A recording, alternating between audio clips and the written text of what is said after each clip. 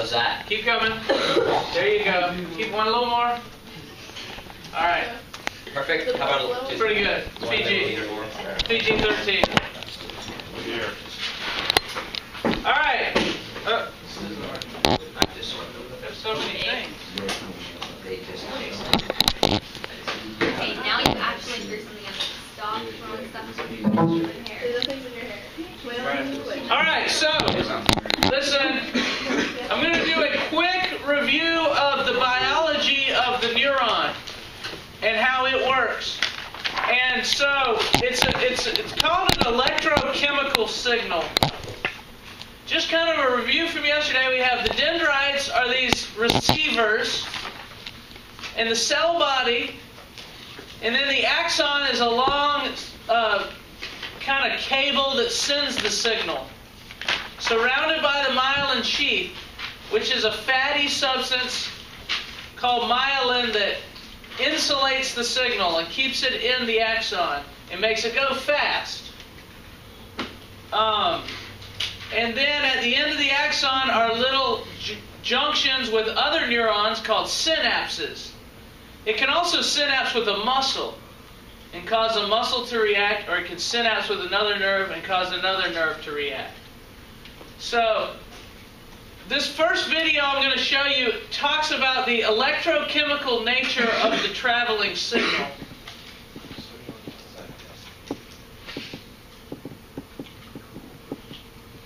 How does an action potential occur? When a neuron is not transmitting a signal, there is a separation of charge across its membrane. Okay, we could listen to that guy, but I'm a lot better than he is. In more ways than one. But anyway, here is the cell body, you see, and here's the axon. And these are the, they're called Schwann cells, if you're wondering, that form the myelin sheath. And so we're going to get a close-up here. Between the Schwann cells is where you see the action occurring. And we're going to get a close-up look at that. And so here we have, this is inside the axon. And this is outside the axon. On the top and bottom, it's blue. So outside the axon and inside the axon. There are two ions, which are charged atoms, that are important in letting the signal move. And those ions are sodium and potassium. It's very important for you to have enough sodium and potassium in your body or your nerves can't work. People who have extreme sodium deficiencies, extreme salt deficiency, their nervous system stops working. And of course, if that happened, you're in trouble. So, at the start, which we call the neuron at rest, we have potassium on the inside and sodium on the outside. And then what happens is a signal comes along. We call it an action potential. That's this green area is what we call an action potential. And an action potential is an area of the neuron which is charged in such a way that it causes little gates in the cell membrane to open up. They don't show it on this video, but right here in the walls of the axon, in the membrane of the axon, because this is a cell, so it's got a cell membrane right here, there are little proteins that will open up, and they're called sodium channels. And when this action potential comes along, the sodium channels open up, and sodium will go to the inside. So sodium rushes in. And sodium being a positively charged ion causes the inside of the neuron to become positively charged. So let me rewind this just a moment. It's here, it's positively charged outside. At rest, it's positively charged outside. But when this action potential comes along, the sodium channel's open. The sodium comes in by diffusion. And now it's positively charged on the inside, because the sodiums were positively charged. That positive charge that's on the inside here causes the next sodium channels over to open. And so the next sodiums will rush in. And that'll cause the next sodium channels down to open. And the next sodiums to rush in. It's like a domino effect. You ever set up a bunch of dominoes? Before we had video games in the 70s, we'd set up dominoes and we'd knock them over and they'd go right down, and that was fun to us. Then they invented video games and nobody did that anymore. Now you can just buy the video game where it sets up the dominoes on the screen. So anyway, so you see here, so here comes the action potential comes along, sodium rushes in, and then you'll see that will cause it to happen adjacent to it, and sodium will rush in there, and it causes it to happen adjacent to it, and sodium rushes in there, and this all happens very quickly. So if you look at it kind of in fast motion, you see plus, plus, plus, kind of moving along from left to right. That's a nerve signal. It's the positive charge that slides along an axon as those channels open up. It goes so fast that if somebody touches your finger, that action potential goes all the way to your spinal cord and then all the way to your brain, just like that, in about a tenth of a second. You know how long it takes to snap your fingers? 0.3 of a second. Somebody measured it. Not sure why, but so it's faster than that.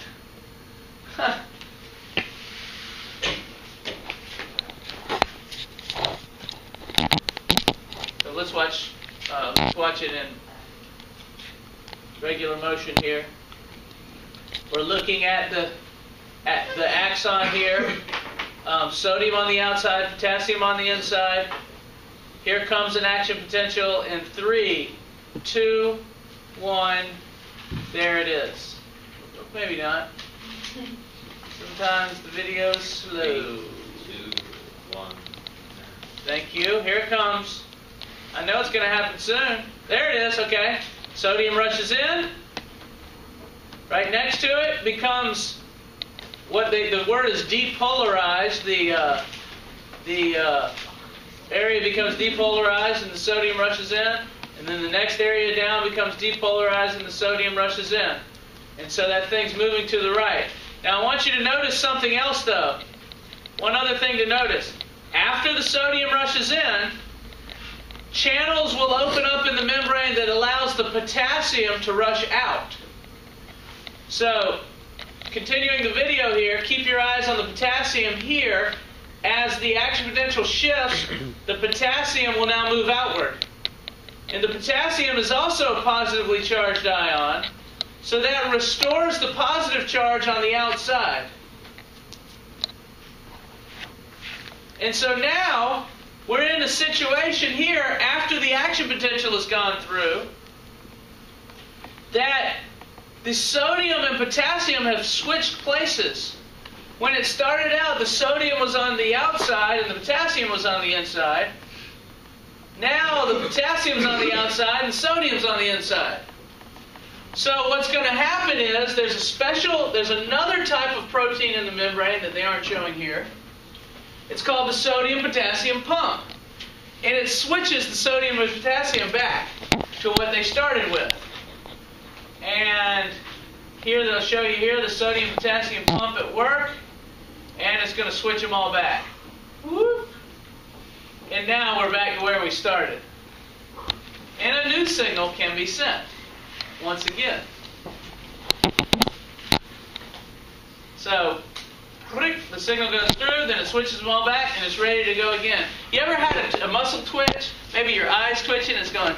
Doesn't that bug y'all? You know what I'm talking about? Yeah. Imagine that this is happening over and over again between each twitch, or it causes each twitch. It's a nerve signal that's coming down a neuron, and there it goes through, and you get a twitch, and then it'll go through again, and you'll get another twitch.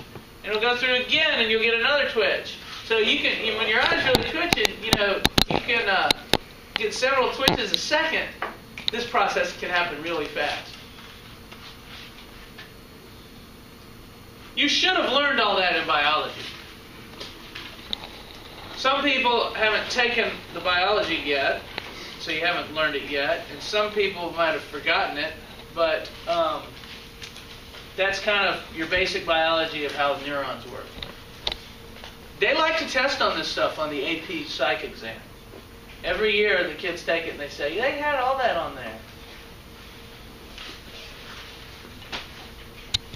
Now let's look at the synapse. When the neurons communicate. Again, when the signal reaches the end, there's a little bulb here called the axon bulb. And here we look at it up close. And the axon bulb here contains chemicals in little vesicles called synaptic vesicles. And when the electrical signal comes along, these little vesicles squirt the chemicals out into this space right here, and they're taken up on the next nerve, and that can cause a new signal to be sent so that these neurons can communicate with each other. So here's some video footage of that. As an impulse reaches the end of an axon, the wave of changing charges opens calcium channels, allowing calcium to enter the end of the axon. Neurotransmitters are released into a synapse by the process of exocytosis. The dendrite receiving the impulse contains receptor sites that are linked to ion channels. When the neurotransmitters diffuse across the synapse and bind to the receptors, the ion channels open, changing the polarity of the receiving dendrite. In this way, nerve impulses move from neuron to neuron. So, here's the important part. These neurotransmitters are released at the end of a neuron. They float through a little space here. That's called the synaptic cleft. And the neurotransmitters attach to a protein that's on the next membrane. Attach. And that causes these channels to open up. And then sodium can rush in and start the new signal. It's showing potassium rushing in here. And that's really not what happens. Sodium will rush in and then potassium will rush out. So that this video is actually not right. Let's look at another video.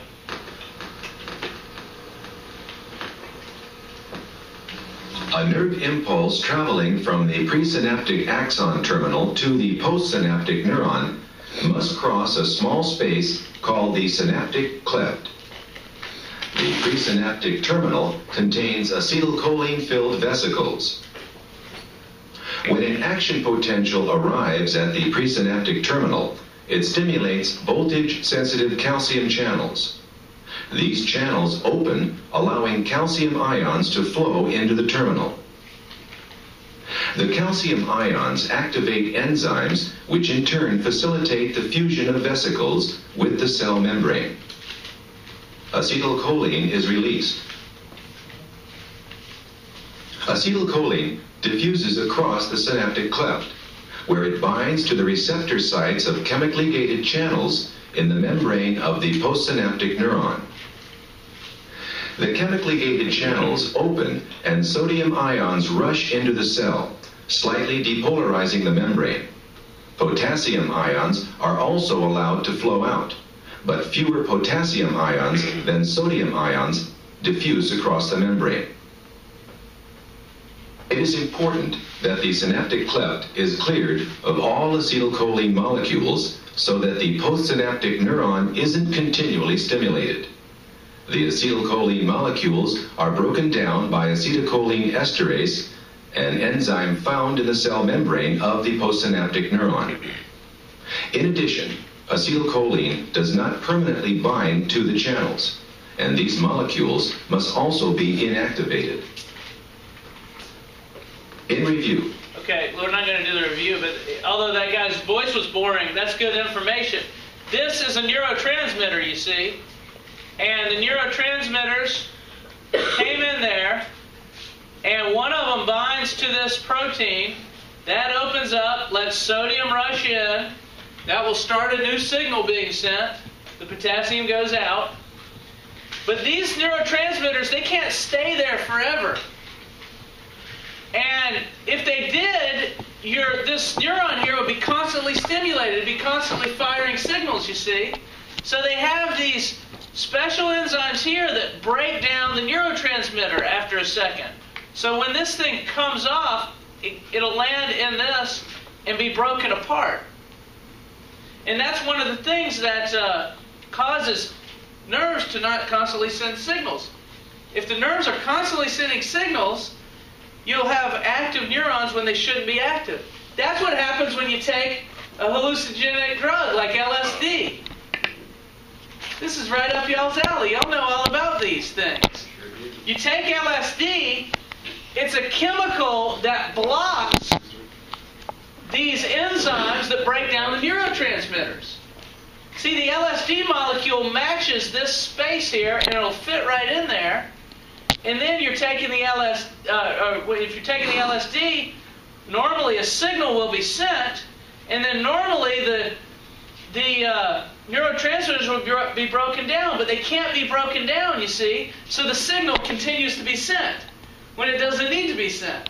And so you're getting extra signals, you're getting extra neuron activity in your brain when it shouldn't be there. You're seeing things that aren't there because your brain keeps firing signals. That how it never leaves your system.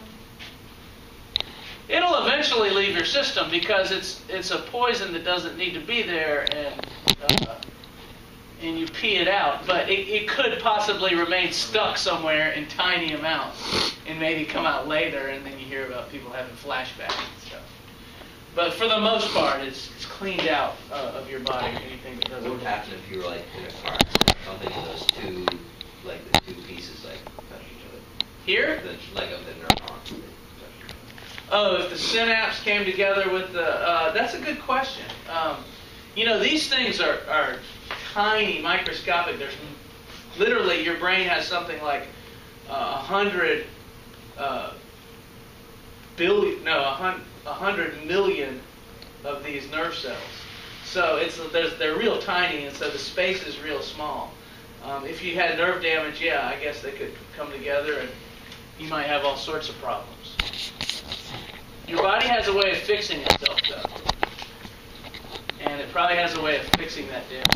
I'm not sure. That's a good question. Now, sometimes signals are inhibitory, and sometimes they're excitatory, which is what this video talks about. Nerve cells, or neurons, are the basic units of the nervous system. A chemical substance called a neurotransmitter is secreted from the end of the axon Okay, pay attention terminal. here, please. The neurotransmitter carries the signal from the presynaptic cell to the postsynaptic cell. Axons from several neurons can make contact with one postsynaptic cell. These synapses can be either excitatory or inhibitory. The postsynaptic cell integrates incoming signals from several cells in the following way. Often, signals from many neurons are required before the postsynaptic cell can relay a signal. Receiving a signal from an excitatory neuron causes the postsynaptic cell to more easily relay the signal down its axon. The effect... So what they're just showing you here, if you're not following, these are incoming axons to this nerve cell. And it takes a couple of signals to come in before this nerve cell will send a signal. The pink axons are excitatory, which means if a signal comes in through a pink axon, it causes a new signal to be sent. The blue axons are inhibitory, which means if a signal comes in through a blue axon, it causes a signal not to be sent, and will make the signal, the cell, less susceptible to new signals coming in. So there's inhibitory and excitatory pathways that are combined here. is additive. The more excitatory signals a postsynaptic cell receives, the more readily it sends the relayed signal or signals down its axon. Receiving a signal from an inhibitory neuron hyperpolarizes the postsynaptic cell membrane, causing it to resist transmission of a signal down its axon. We have indicated this change in membrane permeability as the glow surrounding the cell body. The inhibitory effect is also additive. The more inhibitory signals a postsynaptic cell receives, the less able it is to send signals.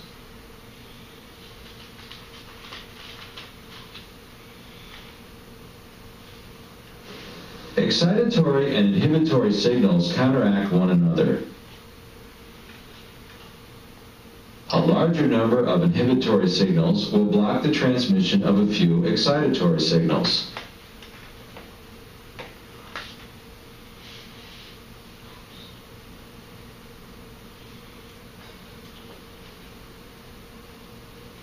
In addition, an inhibitory synapse close to the axon can block the effects of signals from excitatory synapses farther away.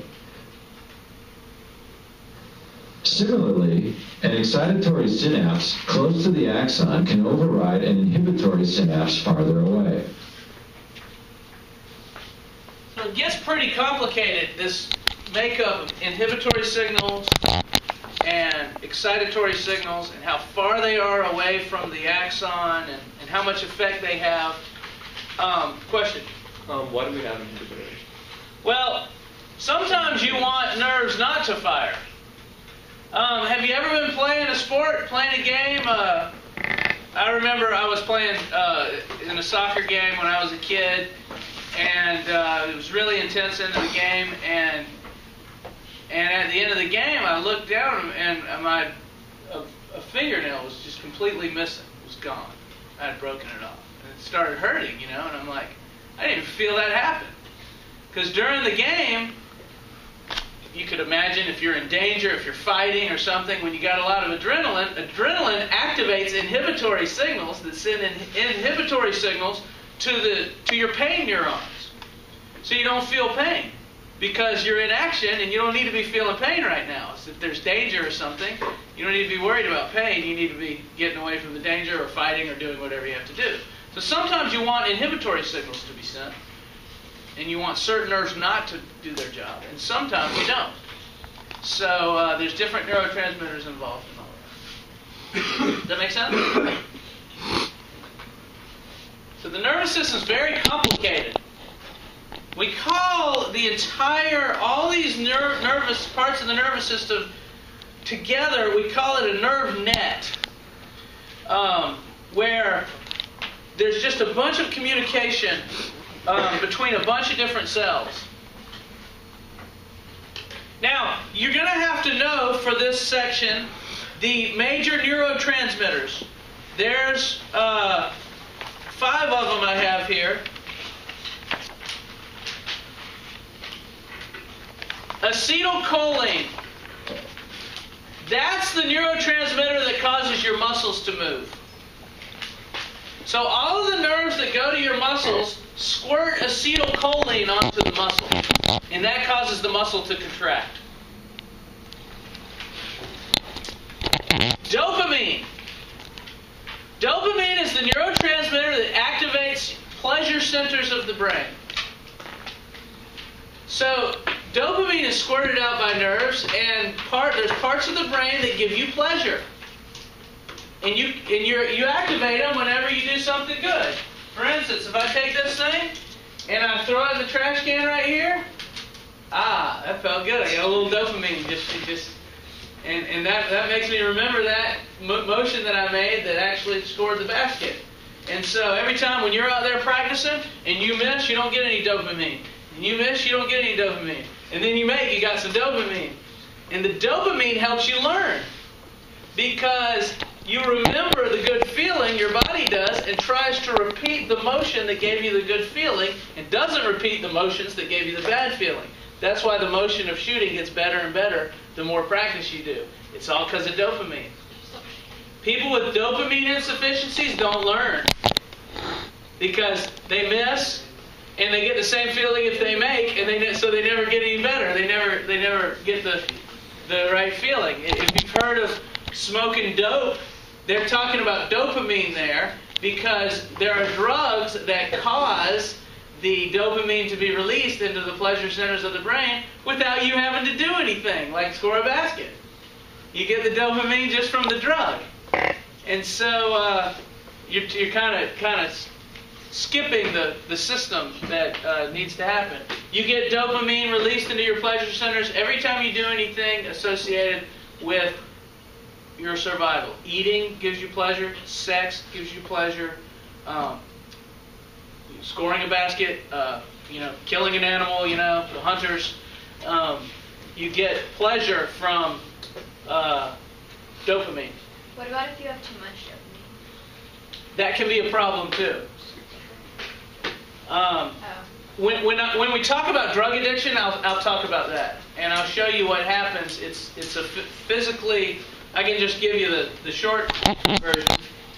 If you keep smoking a lot of dope and drinking a lot and activating your pleasure centers when they shouldn't be activated, what your body will do is say, the cells will say, man, there's too much pleasure going on here. We got to cut some of the dopamine receptors, and the little proteins that receive dopamine, not as many of them are made, and they become inactive. So after doing drugs a long time, you do the drug, there aren't any receptors left for dopamine, and you don't feel as good from doing the drug anymore. Conversely, you score a basket, you don't get much pleasure because the little bit of dopamine that's released from scoring a basket isn't getting received. So all of a sudden, when you do too much drugs, you aren't getting pleasure from the normal things that you get pleasure from. And you don't learn as well because the dopamine is required for learning. And you've basically short-circuited your entire system of reward by doing too many drugs. And so that gets to be a real problem. People get real depressed because they're not getting happy anymore from normal things. And they get real depressed, and the only way to make them feel good is to do massive amounts of this drug that they can get a little dopamine from, and it can get to a point where they overdose on the drug. Yeah? I have a question about that you're saying instead of a fingernail. Yeah. What if, if you were, getting a shot, like a doctor shot or something, Uh-huh. at the same time someone was, cutting off your hand or something? Would the pain of cutting off your hand, would you not be able to feel the shot anymore? That's right. So get someone to cut off your hand next time you're getting a shot, and it won't hurt as bad. Yeah, you can, but the adrenaline, can override the pain. Yeah. Can the dopamine receptors or producers or whatever it is that makes the dopamine, can they be rebuilt? Yes. If you stop doing the drug, then you're doing things, you're eating, and you're not getting any pleasure from it, and your body goes, wait a sec, we're not getting enough pleasure, and it'll start building more dopamine receptors. How long does it take? Months. That's why it's so hard. Okay. Yeah, that's why it's hard to quit. You got to tough it out those first few months. For addicts, when they quit, they feel terrible for a long time because they're not getting any pleasure. But if they can get over that and last for a few months without starting back on the drug, they'll eventually get back to their normal lives. So is there a drug that forces dopamine receptor production and dopamine signals? I don't know. I mean, that would be... That'd be the wonder drug. Yes. Waylon, you found your calling. Go find that drug and... It's like a drug lord. Yeah, Scott. What happens when you get you're in shock, so you don't feel it all? Is that the same thing as adrenaline? Yeah, adrenaline can cause that. Yeah. I don't know if that's what causes it. Does morphine affect your receptors? Yeah, morphine affects receptors for... I think the way morphine works, and I'm not positive on this, but it blocks receptors that are sending signals for pain. It blocks the actual neurotransmitter receptor. What about for people that started off as a child eating normal amounts of food and they got dopamine from the food? That's right. And they when they became a teenager or something, they became anorexic. Where's does the dopamine level and they get pleasure from not eating? Does the dopamine transmit or change? Somehow they've taught their brain to give them pleasure when they don't eat, and I guess you can work that out. If you can derive pleasure from that, you can kind of reteach the brain what's right, and maybe they reverse the system. I don't know. I'm just guessing here. I don't really know exactly how it applies to that. Serotonin. is mainly an inhibitory neurotransmitter. It's one of the neurotransmitters that causes the next nerve not to send a signal. And we know that low levels of serotonin are involved in depression and where people can't control their anger. And if you've ever heard of OCD, we're going to spend 3 weeks in this class talking about all of these things: Parkinson's disease, schizophrenia, depression, OCD. We spend time going over it all, so you probably don't know what all those are yet. But a lot of these problems are from neurotransmitter levels, and sometimes you can change your neurotransmitter levels through drugs. So prescription drugs can really help individuals who have problems. So it is possible to do what I just said. I don't know. I can't promise you that. I'm not sure. It's possible. Combine the two. So epinephrine and norepinephrine, those are neurotransmitters, also called adrenaline and noradrenaline. Now they're squirted into your blood by your adrenal glands and cause your body to go into that fight or flight. It's the sympathetic nervous system. But they're also, the same molecules are in your nervous system and activate the sympathetic nervous system from your brain. So those two are important there in fight or flight. And then gamma aminobutyric acid, is another inhibitory transmitter. And people with anxiety disorders have inappropriate levels of GABA. And so again, read your book tonight. It talks about these. You should probably just memorize these neurotransmitters for the test and kind of what they do. And then later, when we get into all these different things, I'll be saying, this is where you have low serotonin levels and showing you what happens. And so I want you to know what I'm talking about at that point. So make sure you read about neurotransmitters. There's another type of chemical in the nervous system called endorphins. Have you ever heard of those? They're chemicals that act in a broad sense and make you feel good.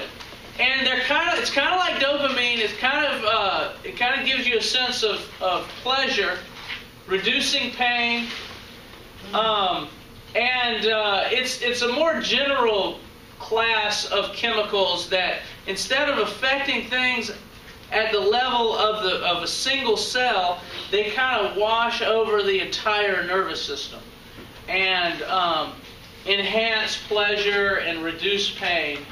And you get a shot of endorphins anytime you do something good as well, and it can enhance your good feelings.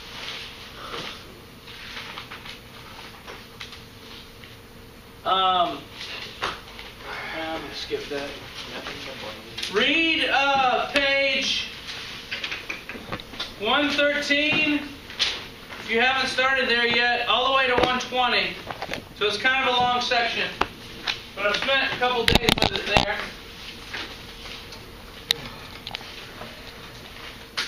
And we'll see if we can't finish this video, or at least get somewhat close.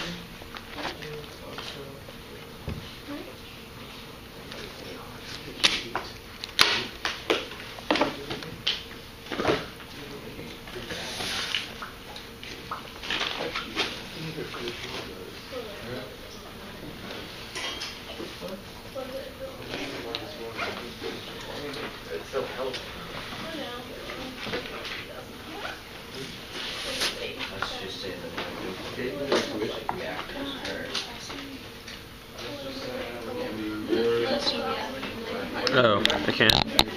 Okay.